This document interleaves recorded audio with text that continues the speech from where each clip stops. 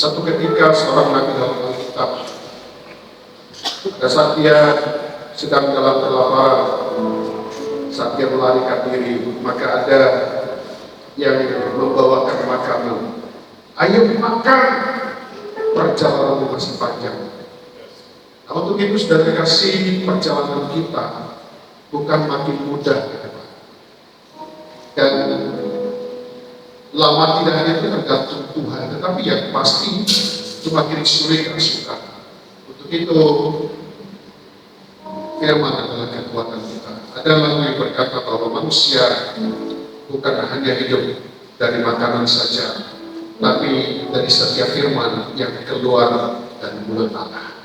Puji Tuhan, terima kasih kepada gembala yang dikerjakan kami untuk menyampaikan dan berbagi pengalaman pada saat pagi hari. Mari kita buka kitab kita dalam Mazmur pasal 25 ayat yang ke-10.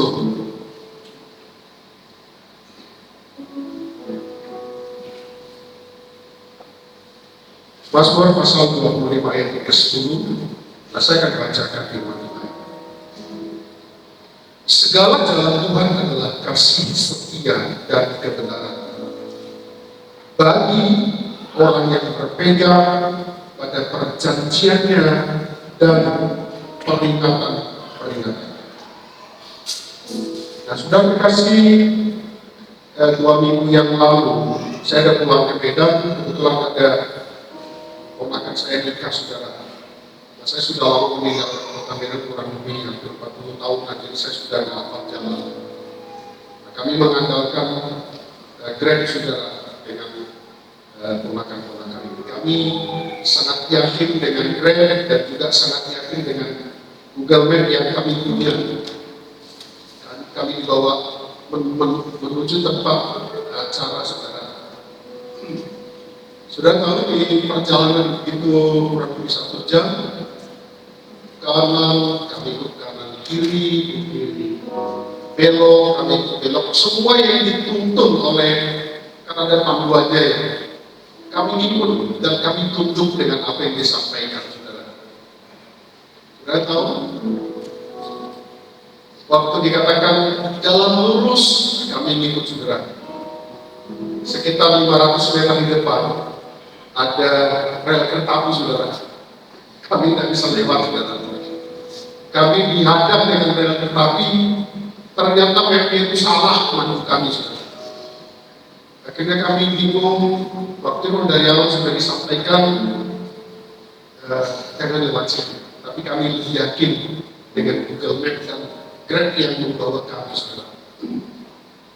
Nah, saudara terkasih, dalam hal ini kami mengambil satu pelajaran. Seringkali kita lebih percaya dengan hal-hal seperti ini daripada kita percaya kepada Tuhan. Satu ketika saya yakin titik-titik di mana kita bisa, di mana kita pintar, di mana kita hebat, satu ketika di titik itu kita akan gagal. Nah, poin-poin pada waktu mereka berlayar untuk menangkap ikan, tentu jalan yang mereka tempuh adalah jalan yang biasa mereka lakukan, biasa mereka lalui, dan tentu mereka sudah hafal di mana letak ikannya, di mana letak tidak ada ikan, gitu ya. Tapi sudah terkasih, dalam kisah itu kita lihat bahwa ternyata murid-murid menghasilkan ikan berapa, sudah kosong, tidak ada. Pada akhirnya sudah terkasih dalam kisah itu, Yesus menuntun jalan yang harus mereka lalui. Ayo ke sini, ayo ke sini, tebarkan jalan. Dan terkasih, apa yang terjadi, maka ikan-ikan itu mereka dapatkan sangat banyak, dan bukan hanya mereka saja yang mendapatkan hasil daripada mereka tunduk kepada firman, tapi juga orang lain yang ada beserta dengan mereka. Nah, saudara terkasih, Saya tidak percaya hari-hari ini kita sedang dibawa oleh Tuhan untuk menerus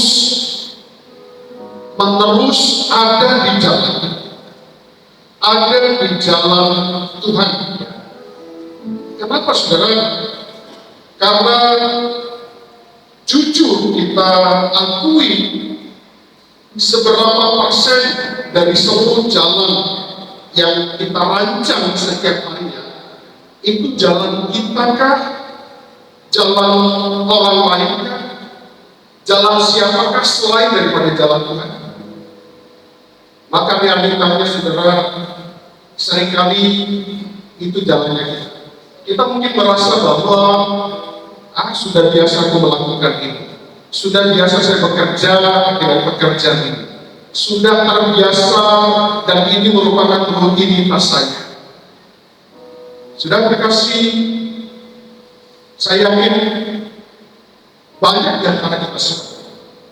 Tapi kalau kita merasa bahwa seluruh jalan yang kita lewati setiap harinya dalam melakukan seluruh aktivitas kita, kalau itu adalah merupakan jalannya Tuhan, itu pastinya mendatangkan sukacita dalam kehidupan kita. Amin saudara.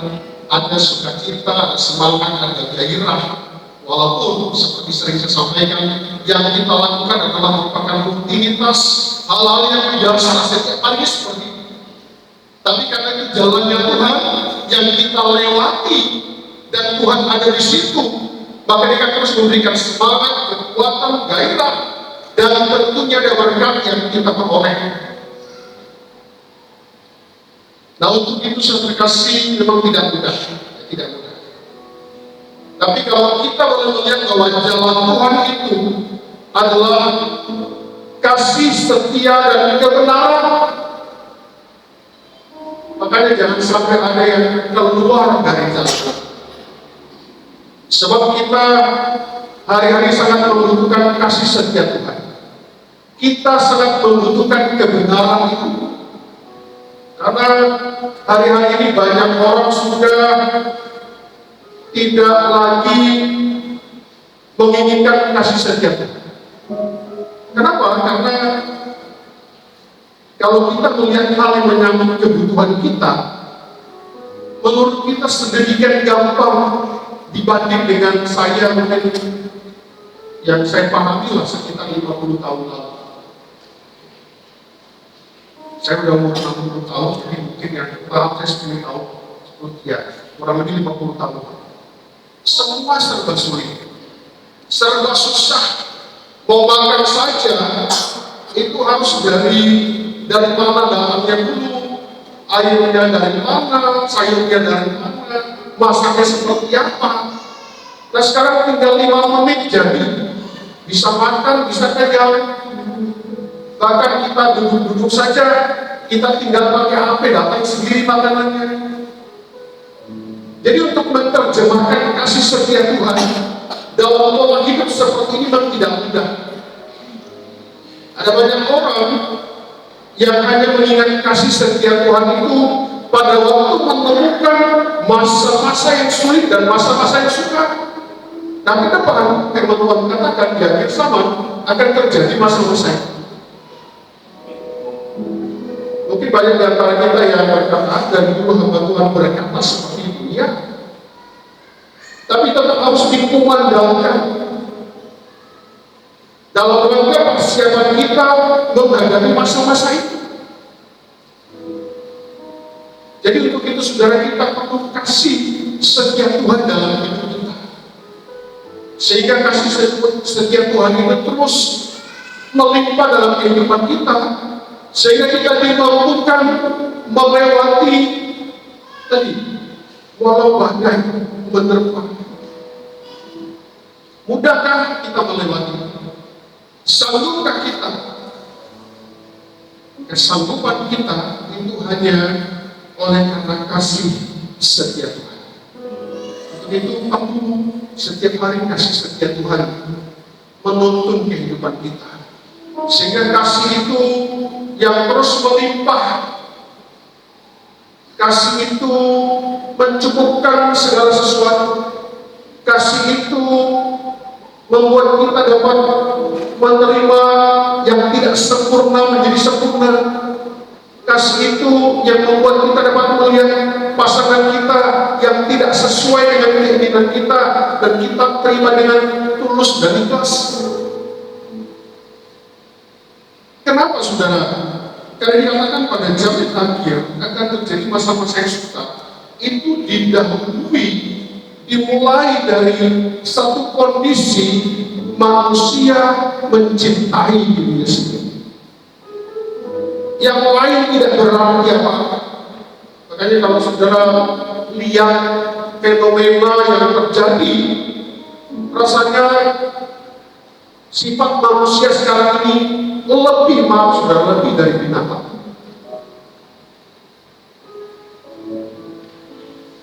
Orang tua membunuh anak-anak, membunuh orang tua, suami membunuh istri, membunuh anak. Inilah yang terjadi. Dan ini ada di sekitar kita.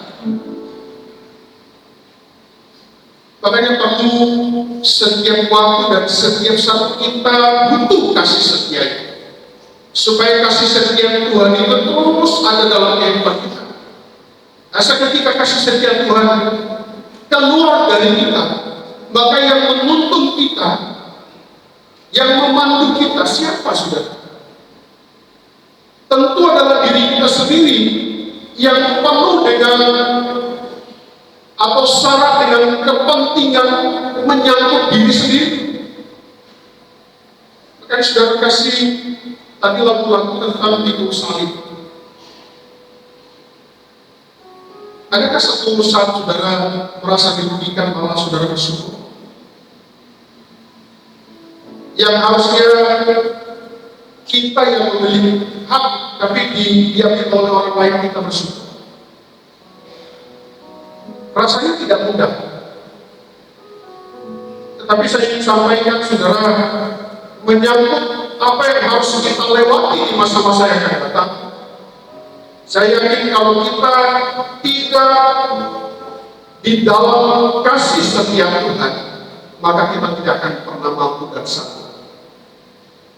Karena kesempurnaan kita nantinya sampai kita jadi mempelai wanita surga, di mana Yesus sebagai mempelai pria surga yang harus mendatangi setiap calon mempelainya adalah segambar dengan dia, serupa dengan dia. Coba kita koreksi dalam hal ini, apa yang sudah segambar dan serupa dengan Yesus yang kita punya? Berapa persentase dari seluruh keberadaan Yesus ada dalam diri kita, ditemukan dalam diri kita? Nah, saya yakin kalau kasih setia Tuhan tidak ada yang menuntun kita ke arah sana, maka saya yakin kita akan selalu seperti wanita-wanita yang utuh, wanita-wanita yang memiliki talita, merasa punya minyak, merasa saat ini masih punya nyala talita. Tapi dalam perjalanan waktu, disitulah akan ada perbedaan. Talita siapa yang kita punya? Talita siapa yang padam? Siapa yang punya minyak? Siapa yang tidak? Nah, untuk itu saudara, kesempatan bagi kita untuk terus menyadari. Kemudian menyangkut kebenaran, ini perlu kita pahami dalam hal pilihan-pilihan hidup. Tiap hari kita punya pilihan. Tiap hari melakukan ini, melakukan itu, mengerjakan ini, berpikiran seperti ini, semua tentang pilihan. Adakah pilihan yang kita ambil adalah pilihan-pilihan dalam kebenaran? Walaupun satu ketika pilihan kebenaran itu ada harga yang harus kita bayar, Yesus tetap memilih kebenaran, konsekuensinya dia mati di kayu salib. Nah, ini diperhadapkan dengan kita. Pilihan-pilihan ini diperhadapkan dengan setiap kita setiap hari. Melihat orang, tentu ada pilihan. Mau saya suka kan, tidak suka kan. Mengerjakan sesuatu, mengerjakan seperti itu Tuhan kan, atau asal-asalan kan, atau seenaknya kan. Semua menyambut pilihan. Nah, untuk itu kita perlu kebenaran. Tentu sering kita dengarkan bahwa kebenaran itu yang akan mencari jalannya sendiri dan akan menunjukkan yang tidak benar. Nah, untuk itu sudah terkasih, sekali lagi, segala jalan Tuhan adalah kasih, setia, dan kebenaran. Jangan sampai ada di antara kita yang keluar dari jalan Tuhan. Walaupun tentu kita masih ingat lagu anak sekolah minggu yang berkata, di dalam dunia ada dua jalan, apa? Lebar dan sempit, mana kau pilih? Yang lebar, jiwamu mati selamanya, tapi yang sempit, haleluya, jiwa berglori. Saya yakin semua kita pasti memilih jalan lebar. Amin. Haleluya.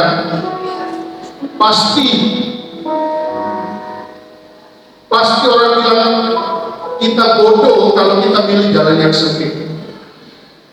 Pasti seperti itu. Nah, sekali lagi kita sudah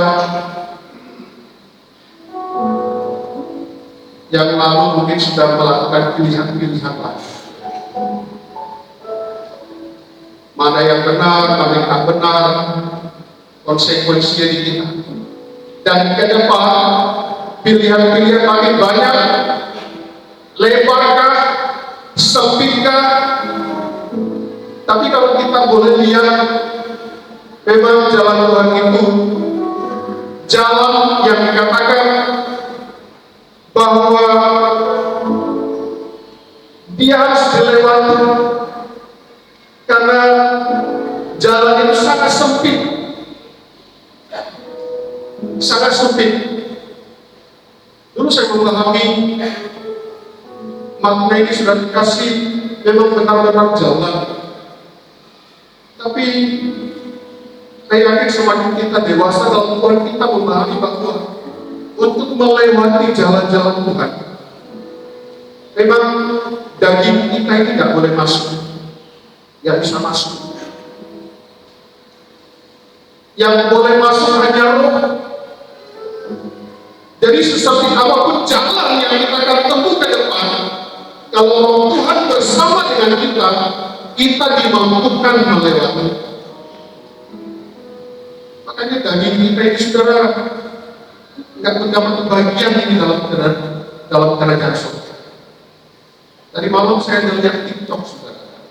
Jadi ada penggali kubur gitu ya. Habis itu udah jadi kuburannya, langsung dia bilang, orang kaya, tempatmu di sini dong. Pokoknya dia ngomongin semua, saudara. Sadar, tempatmu di sini. Banyak di antara kita yang belum merasa bahwa tempat kita di sini.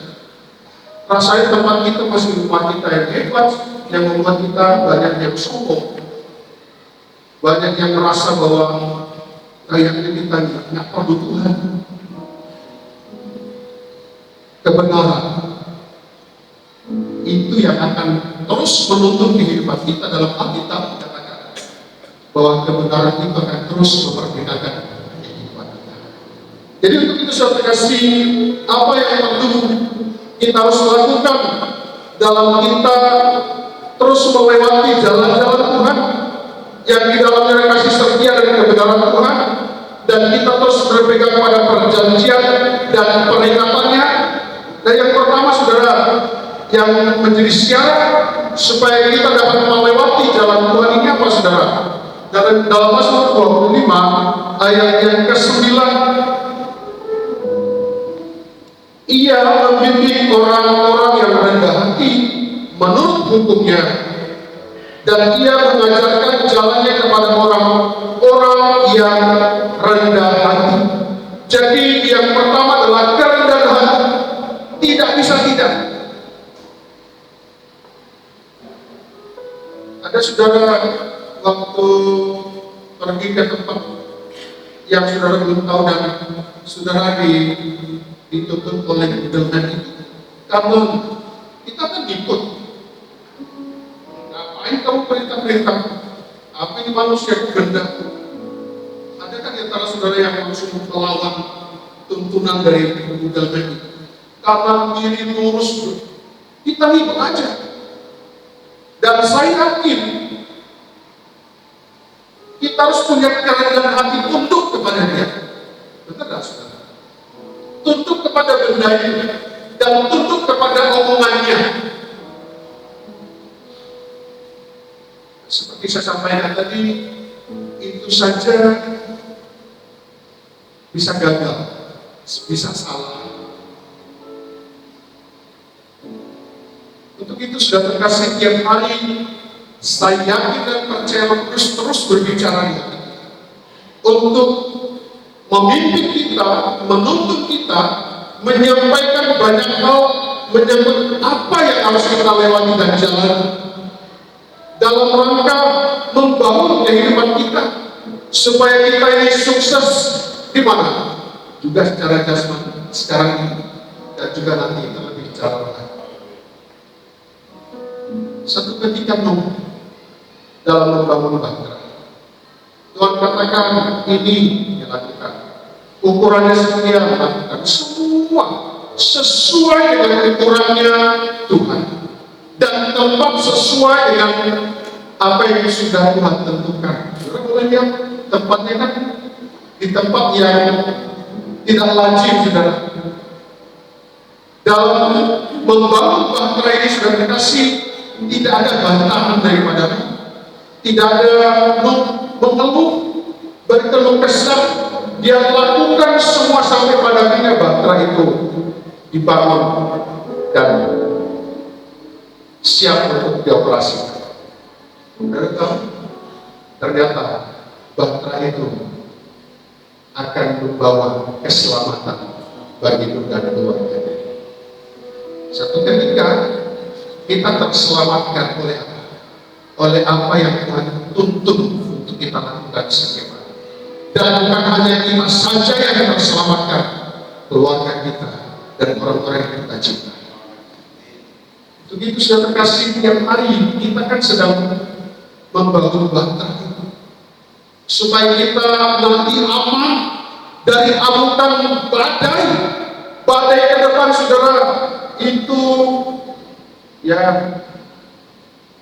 beras saja sudah mulai naik, udah mulai di Jawa sana antri sepanjang-panjangnya, hanya dikasih diskon 10.000 antrinya. Saudara telah dengar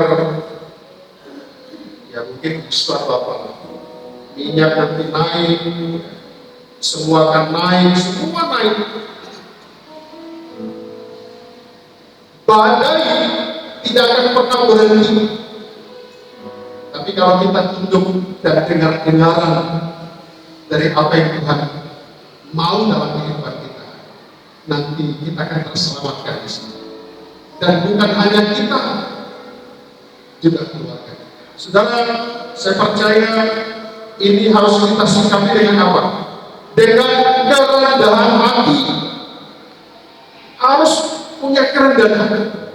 Walaupun kadang-kala yang kita terima itu tidak sesuai dengan akal, tidak sesuai dengan, sama seperti murid-murid pada waktu mereka mendengarkan perintah harus ke sini, kayaknya salah deh. Ikan tidak ada di tempat itu. Kami sudah bertahun-tahun, sudah itu menjadi profesi kami.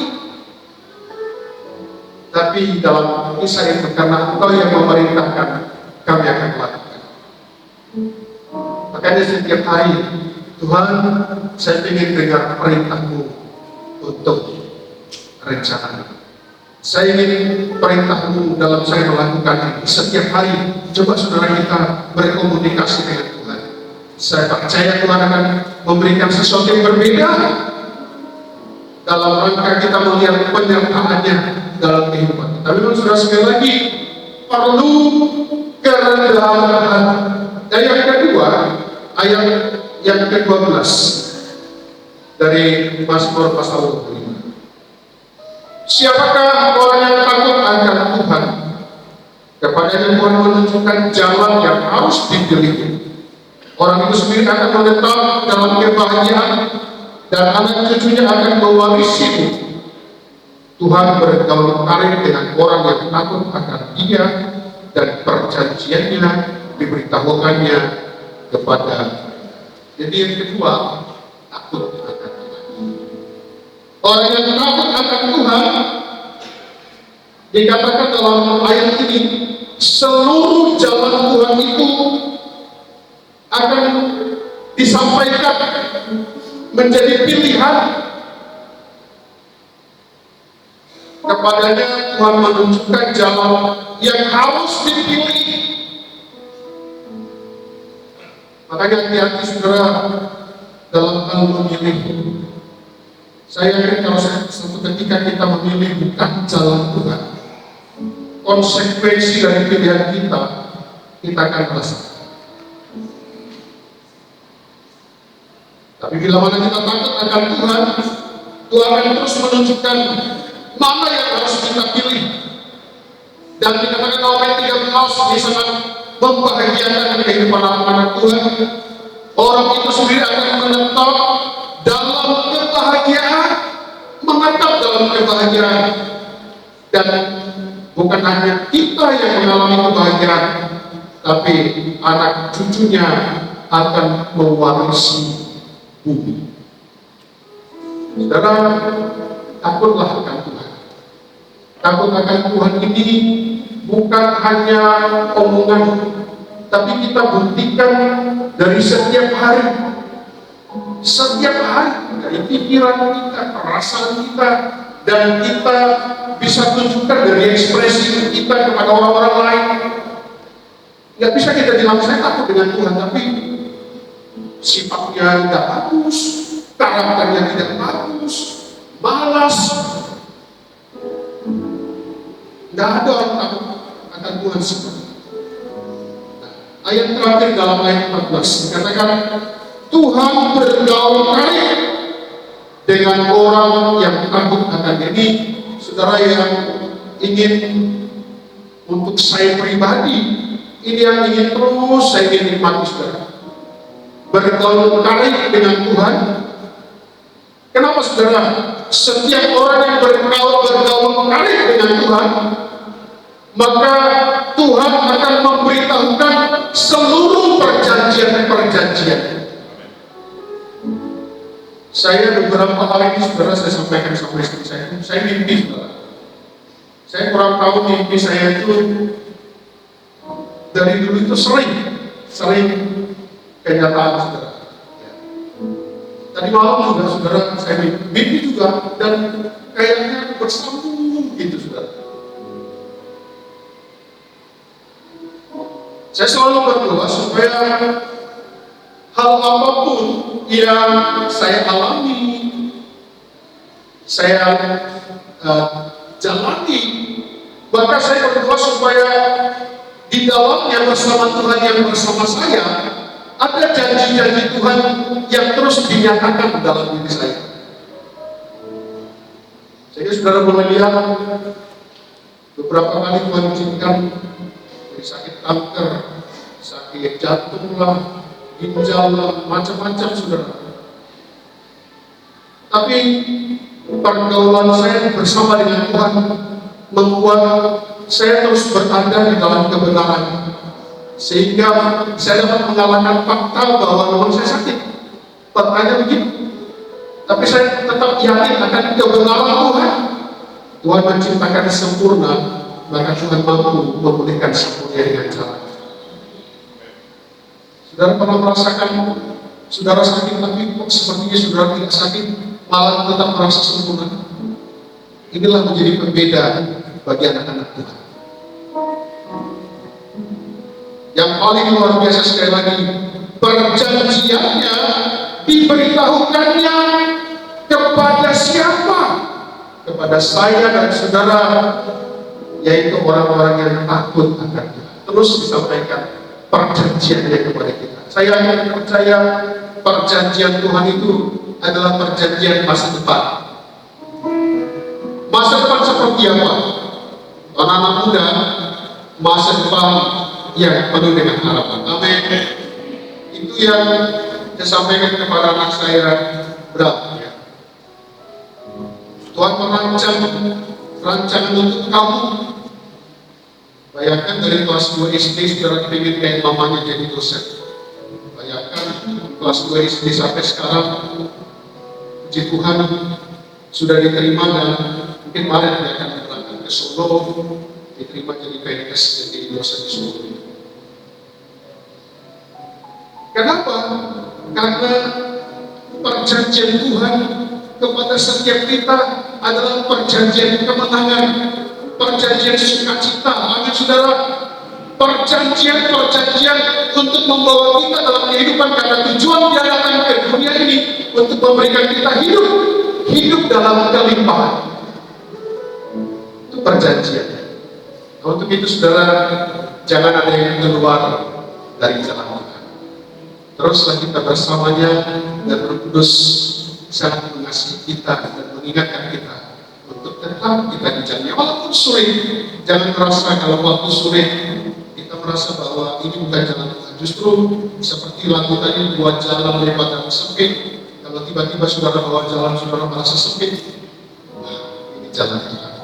Aku harus lewati, aku harus melewati jalan. Jangan sampai ada di antara kita udah merasa jalan lebar, merasa Tuhan ada di sana. Jalan sempit, Tuhan tidak ada di sana. Satu ketika Sadrak, Mesak dan Abednego, tadinya mereka cuma 3 orang, tapi saudara mereka lihat di buah itu ada 1 orang yang menyertai mereka. Jadi jangan merasa bahwa Tuhan tidak ada di situ. Justru Tuhan ada di sana untuk membuktikan kehebatan dan kepantasan. Mari sama-sama.